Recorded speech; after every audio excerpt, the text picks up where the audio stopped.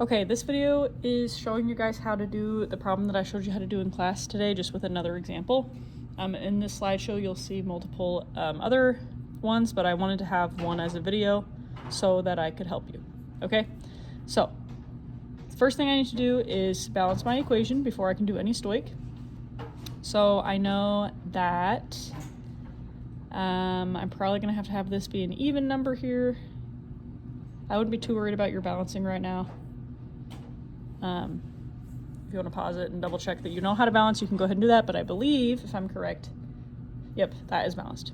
Okay, so the question's asking, if the percent yield is 72%, how many grams of aluminum are needed to produce 89.6 liters of hydrogen gas?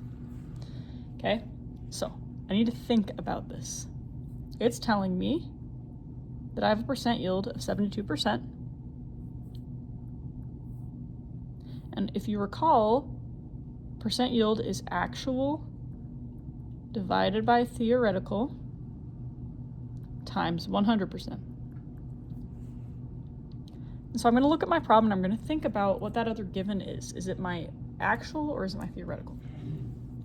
So if you look at this problem, you will see that it's saying that we really want to produce 89.6 liters of hydrogen. So we actually want to produce 89.6 liters. Okay? But what that percent yield is telling us is that we're only going to make 72% of what we start with. Okay, so if you think about like when you're like baking brownies, right? Or maybe cookies, sometimes you don't make exactly the number of cookies that you were hoping for. If you eat some of the batter, or if the batter gets left on the spoon or whatever, okay? And so you have like a 90% yield when you're making those cookies. And so the same thing here, we need to plan for more liters of hydrogen than what we are actually going to get, because we have that little bit of error there, right? 28% of it isn't going to get made, okay? So what we need to figure out is how much should we plan for? And then you can think about, okay, well, if I plan for this extra amount, 72% of that amount will get me 89.6 liters, which is what I actually need, okay? So I can go ahead and do some math here.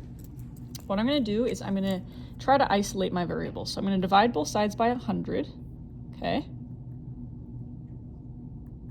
So that I can get x all alone. I'm going to multiply both sides by x.